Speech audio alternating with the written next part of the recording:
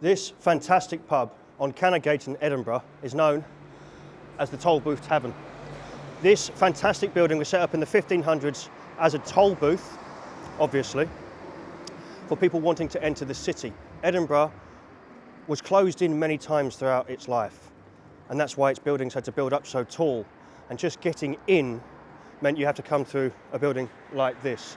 Now later in the 1600s you had the likes of Cromwell, who would hold should we say, what they called enemies of Scotland here. Obviously Cromwell facing off with Charles I and for the parliamentarians of England. And then later in the 1800s, we see it become the beautiful pub that it's become today. Now there's a lot of history behind this building that I could reel off for ages, but I'm just going to read this short section here. Come in a little bit for me, or come around to the side.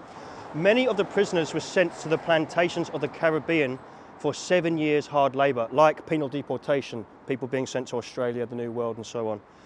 After this period, they could return to Scotland or remain in the colony. Now, who's going to be able to afford to return to Scotland when you've been sent abroad? So most of them would have stayed out there.